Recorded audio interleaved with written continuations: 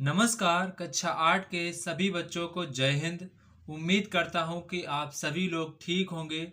तो बच्चों, आज हम लोग एक नया चैप्टर स्टार्ट करने जा रहे हैं। चैप्टर नंबर 4, प्रायोगिक ज्यामिति। बच्चों, ये चैप्टर आपके लिए काफ़ी ज़्यादा इम्पोर्टेंट है। बच्चों, इस चैप्टर को स्टार्ट करने से पहले आप लोग कुछ बातें मेरी ध्यानपूर्वक से सुनेंगे। सबसे पहले बच्चों, आपके पास 2 पेंसिल होनी चाहिए। एक पेंसिल आपको प्रकार में इस प्रकार से फंसा लेनी है और एक पेंसिल आपको ऐसे फ्री रखनी है। इसके बाद आपके पास स्केल होनी चाहिए। इसके बाद आपके पास शार्पनर एंड इरेजर होना चाहिए। इसके बाद आपके पास एक कंपास होना अनिवार्य है। और बच्चों, सबसे ज़्यादा मोस्ट इम्पॉर्टेंट है कि आपके पास वाइट पेज वाली कॉपी होनी चाहिए जिसमें आपकी ज्यामिति बनाई जाती है। तो अगर आपके पास ये चीज़ें नहीं हैं तो पहले आप इन चीज़ों को मार्केट से बाई कर लें, खरीद लें।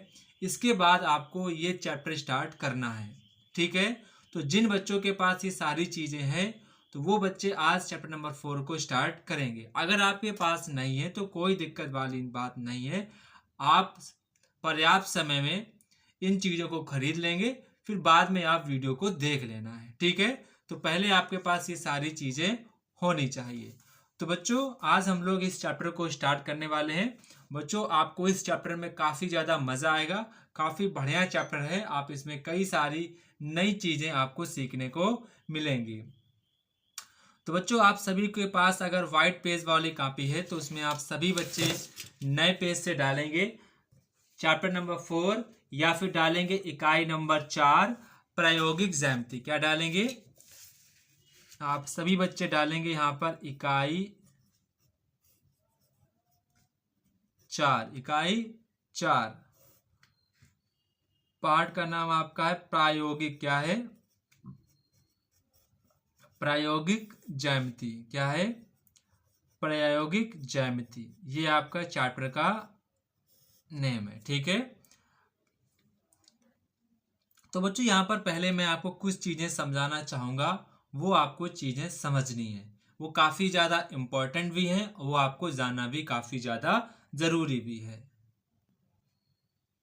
तो बच्चों, आपको इस चैप्टर में केवल और केवल आपको क्वाड्रिलेटरल ही पढ़ने को मिलेगा। मतलब कि आपको इस चैप्टर में सिर्फ और सिर्फ चतुर्भुजी आपको पढ़ने को मिलेगा। तो सिर्फ हमको इसी को पढ़ना है, तो हम पहले इसी के बारे में चीज़ें जानेंगे। जैसे कि बच्चों, ये आपका एक आकृति मैंने इसकी बना दी। चतुर्भुज की मैंने ये आकृति बना दी। चतुर्भुज की ये आकृति बन गई, ठीक है। इसको नाम ए डाल देता हूँ, इसको बी, इसको सी, इसको डी नाम मैंने डाल दिया, ठीक है। और ये मैंने इसके क्या मिला दिए? ये मैंने इसके बच्चों विकर्ण को मिला दिया। अब यहाँ पर बच्चों आपको पता होना चाहिए कि किसी भी चतुर्भुज में कितनी भुजाएं होती हैं। तो आपको पता है भुजाएं कितनी होती। पहली बात तो आपको ये पता होना चाहिए भुजाएं कितनी होती हैं। तो आपने कहा सर भुजाएं 4 होती हैं आपकी, A B, B C, C D, D ए।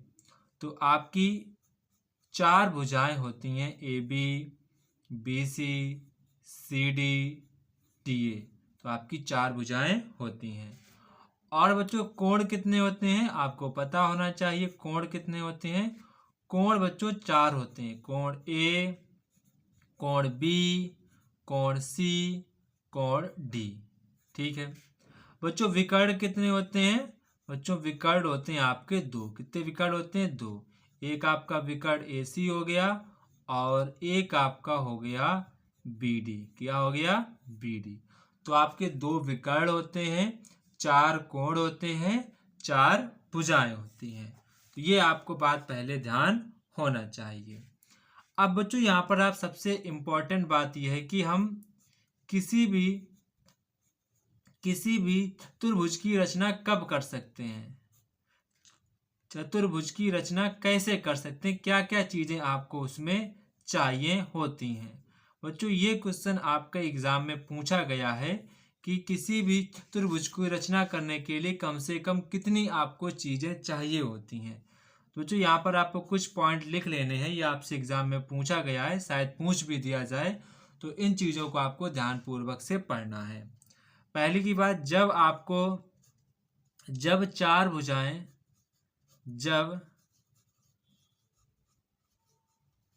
चार भुजाएं और एक विकर्ण दिया हो, जब आपको चार भुजाएं दी गई हो, एक विकर्ण दिया हो, तो आप क्वाड्रिलेटरल को बना लोगे। ठीक है। इसके बाद जब दो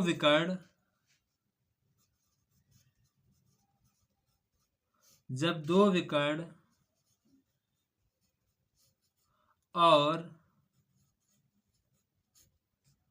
तीन भुजाएं दी हो, तीन भुजाएं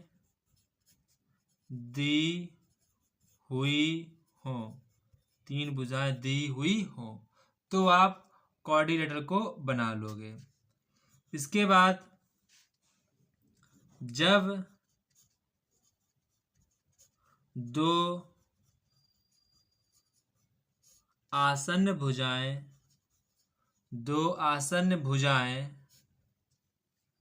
और तीन कोण दिए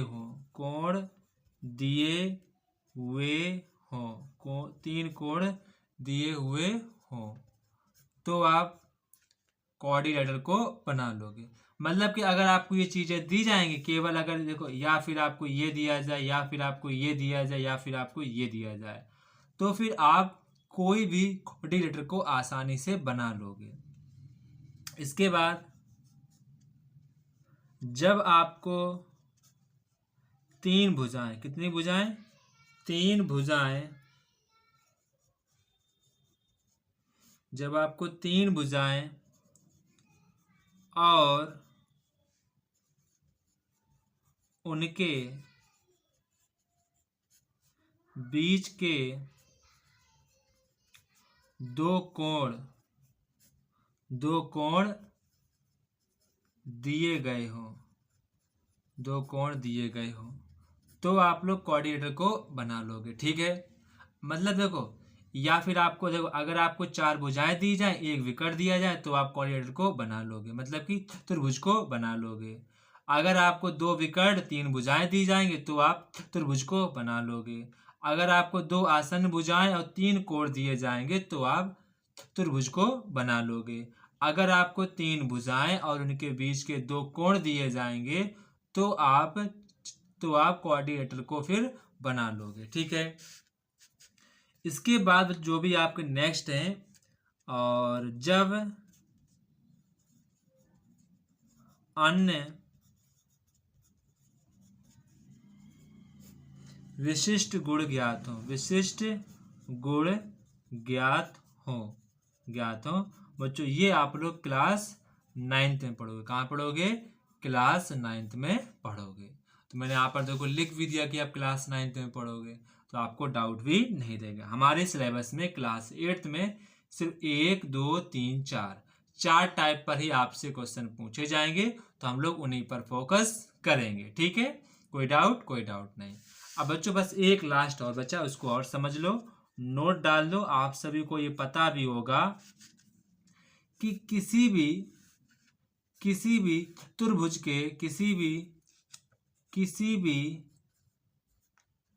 चतुर्भुज के अंतः कोणों का योगफल कितना होता है? सभी बच्चे जल्दी से कमेंट करके बताएंगे। किसी भी चतुर्भुज के अंतः कोणों का योगफल होता है आपका 360 डिग्री। ये चीज आपको पता होनी चाहिए। बस आपको इतना ही समझना था, जितना मैंने आपको समझाया है इतना ही आपको नोट करना था, और आपको कुछ भी अलग से नोट करने की आवश्यकता नहीं है। अब बच्चों हम लोग डायरेक्ट चलेंगे एक्सरसाइज पे। आप सभी लोग जल्दी से वीडियो को पॉज करो और फटाक से इसको जल्दी से नोट करो।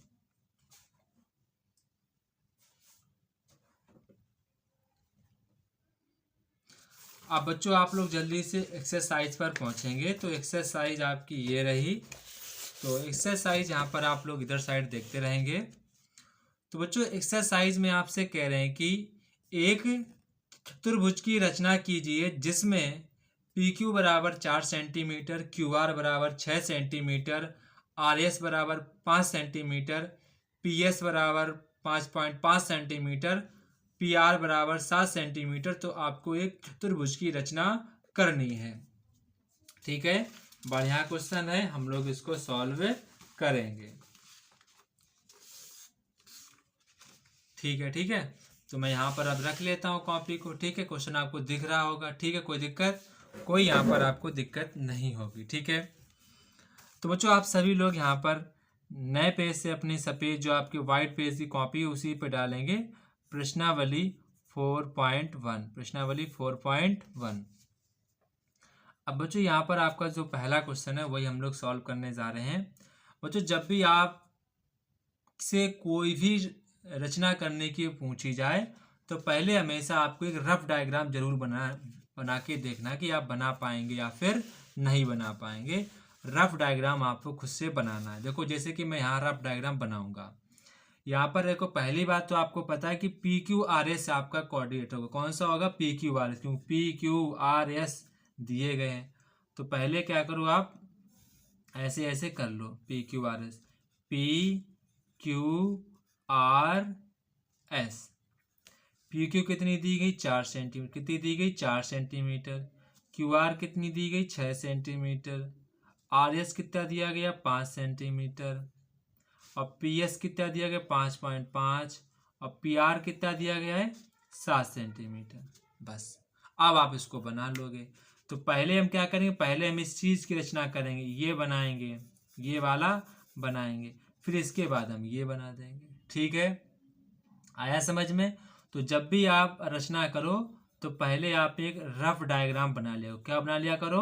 रफ डायग्राम बना लिया करो। तो उससे आपको चीज़ें काफ़ी ज़्यादा आपको हेल्पफुल हो जाएगी। ठीक है, तो जब भी आपको ना समझ में आए कि क्या मुझे करना है तो पहले एक छोटा सा रफ डायग्राम आपको बना लिया करना है। ठीक है, छोटा सा। अब इसको हम लोग बनाएंगे। तो पहले बच्चों मुझे क्या खींचना है? पी क्यू बराबर 4 सेंटीमीटर। तो ये आप स्केल है, आपको यहाँ पर दिख रहा होगा 4 सेंटीमीटर, दिख रहा होगा 4 सेंटीमीटर। तो मैं वहाँ पर रखूँगा सिर्फ 4 सेंटीमीटर की मैं लाइन को खींचूँगा। तो ये मैंने रखी पेंसिल, यहाँ पर मैंने 4 सेंटीमीटर की लाइन ये खींच दी। कितनी खींच दी? 4 सेंटीमीटर की खींच दो। इसका नाम क्या रख दिया? इसका नाम P है, इसका नाम Q है। ठीक है, अब आपको ये उठाना है प्रकार। क्या उठाना है? प्रकार। अब देखो ये आपकी लेंथ कितनी है? 6 सेंटीमीटर। तो इसमें आपको दिख रहा होगा, यहाँ पर आपको दिख रहा होगा 6 सेंटीमीटर। तो यहाँ से यहाँ पे जो पेंसिल है वो कोई पेंसिल नोक यहाँ पर रखो और 6 सेंटीमीटर यहाँ तक आपको ऐसे फिल करना है। तो ऐसे ज़मीन में रख लो, इसके बाद यहाँ पे रखो और जहाँ पर आपका 6 सेंटीमीटर हो वहीं पर आप इसको थोड़ा सा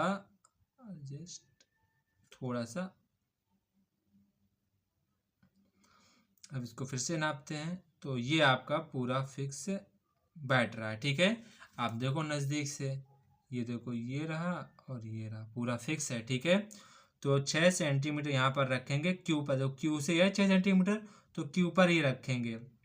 एक ऐसे चाप लगा देंगे, एक ऐसे चाप लगा देंगे। इसके बाद आपका पी आर कितना है? 7 सेंटीमीटर। तो अब प्रकार में कितनी दूरी भरनी है? 7 सेंटीमीटर की दूरी आप लोग भर लेंगे। ठीक है, देखो 7 सेंटीमीटर दूरी भर ली। देखो यहाँ पर रखा 7 पे, इसके बाद यहाँ पर 0 तक ले गए और यहाँ पर मैं P पे रखूँगा और यहाँ पर मैं ऐसे चाप लगा दूंगा। देखो लग गया चाप ये। अब मैं क्या करूँगा? यहाँ से इसको मिला दूंगा, P को जहाँ से कट किया इसको मैं मिला दूंगा। देखो मिला दिया। इसके बाद मैं क्या करूँगा? इसके बाद मैं इसको भी मिला दूंगा। देखो मिला दिया। और यहाँ पर आपका पॉइंट क्या था? R। क्या था? R था, R लिख दिया। अब आपको क्या करना है? 5 सेंटीमीटर दूरी कितनी भरनी है? 5 सेंटीमीटर, क्योंकि यहाँ से 5 है दूर, यहाँ से 5.5 है। तो मैं पहले कितने भर लूँ? 5। कितनी भर लूँ? 5। तो पहले मैं दूरी भरूंगा 5। तो 5 भर ली। R से दूरी कितनी दूरी पे? 5 से 5 है। तो यहाँ पर एक चाप लगाऊंगा। ठीक है, यहाँ पर ये तो मैंने चाप लगाया, देखो ये चाप लग रहा है, ये चाप देखो यहाँ पर जा रहा है, ये चाप लगा रहा हूँ, ये देखो लग रहा है। यहाँ पर प्रकार रखना है और यहाँ पर आपको चाप लगा देना है। कितना लगाना? 5 सेंटीमीटर का।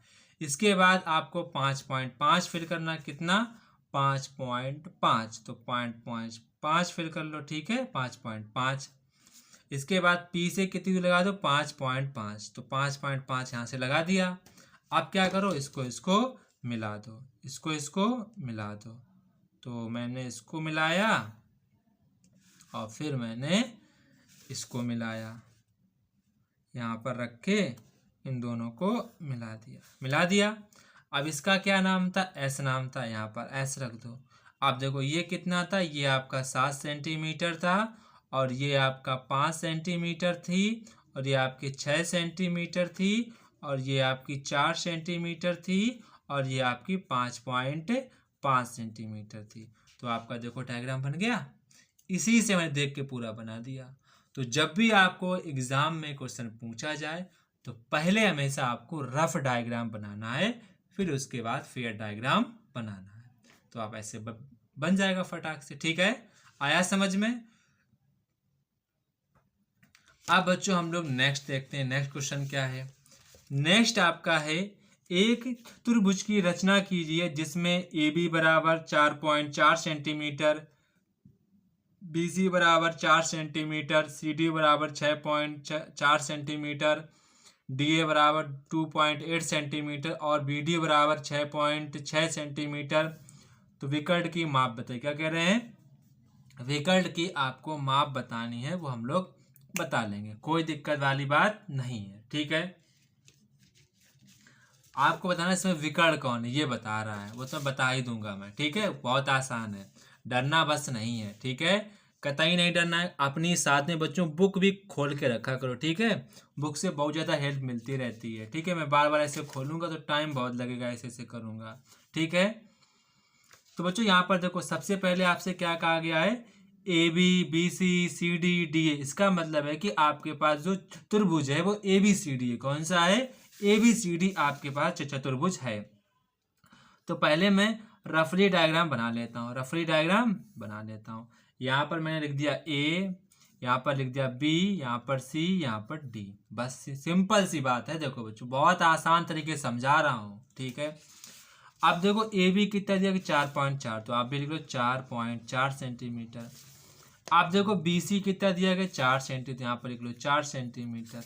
अब यहाँ पर देखो सी डी कितना दिया गया? 6.4 सेंटीमीटर। अब यहाँ पर देखो डी ए कितना दिया? 2.8 सेंटीमीटर। ठीक है, सेंटीमीटर। इसके बाद बी डी कितना दिया गया है? B D 6.6 centimetre. यानी जो विकर्ण है ये आपका विकर्ण 6.6 सेंटीमीटर है। तो बस अब आपको ये बनाना सेम, देखो वही है। पहले हम इसको बनाएंगे, फिर हम इसको बना देंगे।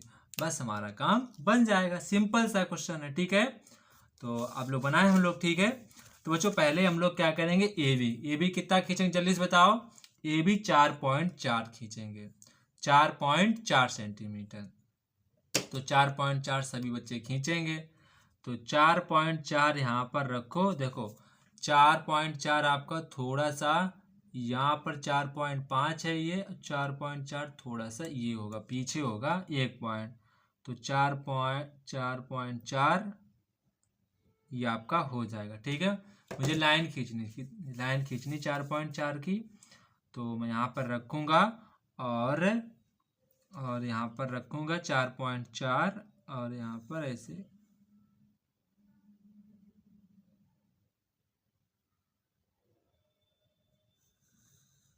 ठीक है, 4.4 की लाइन खींच दी। अब मुझे 2.8 कितना खींचना है? 2.8। तो 2.8 यहाँ पर 5 है, ये आपका 5 है, उधर आपको 2.5 के बाल साइड यहाँ पर मिलेगा 2.8। तो यहाँ पर 3 से पहले 2.8 खींच के यहाँ पर दूरी भरेंगे प्रकार में, फिर यहाँ पर नोक रखेंगे यहाँ पर, इसके बाद एक ऐसे चाप लगा देंगे, इतना चाप लगा देंगे। अब यहाँ पर 6 सेंटीमीटर का है, मतलब यहाँ पर कहीं चाप मिलेगा, तो 6.6 सेंटीमीटर का चाप भरो, तो 6.6 का भरो। ठीक है, 6.6 का, 6.6 का यहाँ पर रखो और यहाँ पर ऐसे चाप लगा दो। ठीक है, अब क्या करो, इनको मैच कर दो।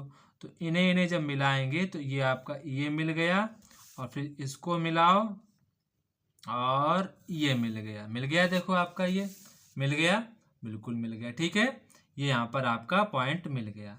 अब क्या करना है आपको यहाँ पर, अब इसका पॉइंट, इसका नाम क्या था डी, इसका नाम क्या था ए, इसका नाम था बी, क्योंकि हम इसके अकॉर्डिंग चित्र बना रहे हैं, इसके अकॉर्डिंग। ठीक है, अब मुझे 6.4 कितना बनना है, 6.4।